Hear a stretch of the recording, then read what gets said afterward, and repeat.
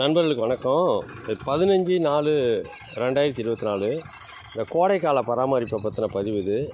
பரமக்குடி ராமநாதபுரம் மடந்த இடத்துல மோகனோட இடத்துல இருக்கும். இந்த மண் வரப்புலேருந்து மண் சேர்த்துருக்காங்க பாருங்கள். இந்த தென்னைக்கு இது வரப்பு.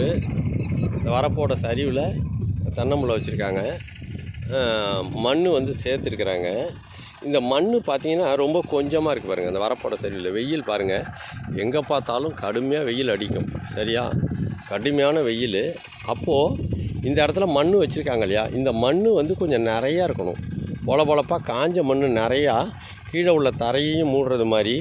இந்த பக்கம் வரப்போட அடிப்பக்கத்தில் அது உள்ள தென்னை இருக்குது. அது உள்ள தென்னை இருக்குது பாருங்கள். அதை பாருங்கள், தென்னை இருக்குது. அந்த தென்னை இந்த பக்கம் ஓடுது வேறு. ரைட்டா, வரப்பு பக்கம் வேறு ஓடும். ரைட்டா, இந்த பக்கம் ஓடும். மேலே வரப்பெல்லாம் பாலமாக வெடிச்சிருக்கு. உள்ள நல்ல நிழலில் தான் தென்னம்பிள்ளை இருக்குது பாருங்கள். நல்ல நிழல் தெரியும் பாருங்கள். வெயில் வந்தாலுமே நிழல் இருக்குது. இருட்டு உள்ளே இருக்கிற மாதிரி இருக்குது. ஆனால் வெயில் அந்த இடத்தையெல்லாம் கடுமையாக தாக்கும். இங்கே பாருங்கள், எங்கே பார்த்தாலும் வெயில் பாலமாக பூமியெல்லாம் வெடிச்சிருக்குது. பாலமாக பூமியெல்லாம் வெடிச்சிருக்குது. அதாவது தென்னம்பிள்ளை இருக்கிறத விட கீழே தரமட்டத்திலே பூமி பாலமாக வெடிச்சிருக்குது.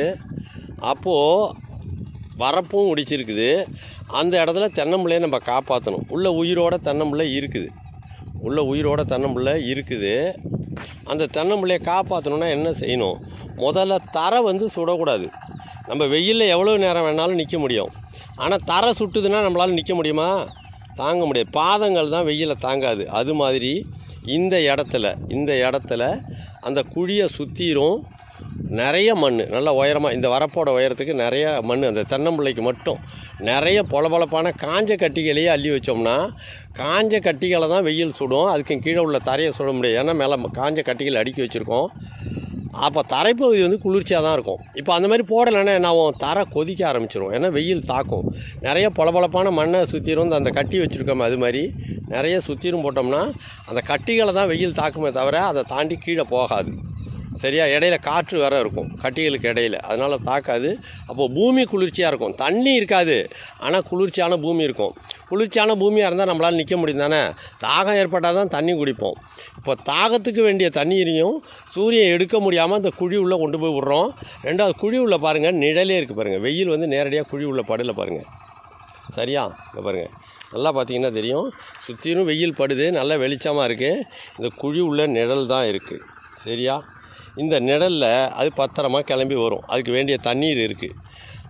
சுற்றிலும் தரையும் சுடலை. அதனால் வளர்ச்சி அபரிமிதமாக இருக்கும். கோடையில் வளர்கிறது ரொம்ப சிறப்பான வளர்ச்சியாக இருக்கும். ஏன்னா வெயில் தடையில்லாத ஒளியும் வெப்பமும் கிடைக்கும். வெப்பங்கிறது ஆற்றல், அதை எடுத்துக்கிறதுக்கு நல்ல வாய்ப்பு இருக்குது.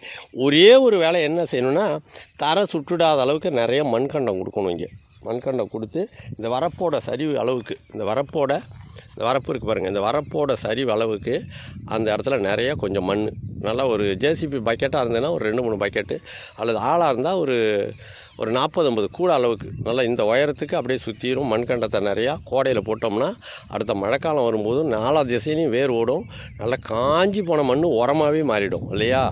ஏற்கனவே திருவள்ளுவனே சொல்லியிருக்கான், தொடி புழுதி கக்ஸா உனக்கின் பிடித்தருவும் வேண்டாது. ஒரு பங்கு மண் 4ல் ஒரு பங்காக காயிற அளவுக்கு உழுதுட்டா அதுக்கு உரமே வேணாங்கிறான். நீங்கள் கட்டியெல்லாம் அள்ளி வெயிலில் போட்டு 6 மாதத்துக்கு கொலை தெரிக்கிற வெயிலில் அந்த கட்டி காஞ்சி ஆற்று போச்சுன்னா என்ன ஆகும்? அதுவே உரமாக மாறிடும்.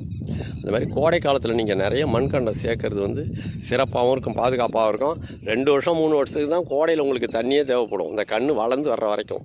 அதுக்கப்புறம் சுற்றி கிடக்கிற மண்கண்டத்தில் வேரை எட்டுன வரைக்கும் நீட்டுரும். உங்களுக்கு தெரியும்ல, 100 அடி தூரம் வரைக்கும் கூட தென்னையோட வேர் போகும். ஒரே சீரான வேராக போய்கிட்டே இருக்கும். அதுக்கப்புறம் வாழ்நாள் பூரா அப்புறம் தென்னை காய்ப்பு தான். ரைட்டா, இந்த அடிப்படை புரியணும். என்ன செய்யணுங்கிறது புரியணும். தண்ணி முக்கியம் இல்லை, நீரினும் நன்றதன் காப்பு. முதல்ல சூடாமல் இருந்தால் போகிறோம். நல்ல கடும் வெயிலில் தரை கொதிக்கும் போது நம்ம குடிக்க தண்ணி தேவைப்படாது, நம்மளுக்கு தேட மாட்டோம்.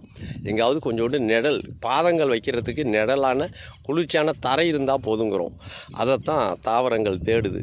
தண்ணீர் இல்லை, வெயிலில் நிற்கும் போது நம்மளுக்கு தண்ணீர் தேவைப்படலை, பாதங்கள் கொதிக்குது, எங்காவது நிழல் இருந்தால் போதும். தாகம் எடுத்தால் தான் தண்ணீர். அதனால் நீரினும் நன்றதன் காப்பு, அந்த இடத்த புரிஞ்சிக்கணும். கோடைக்கால பராமரிப்பு. நன்றி, வணக்கம்.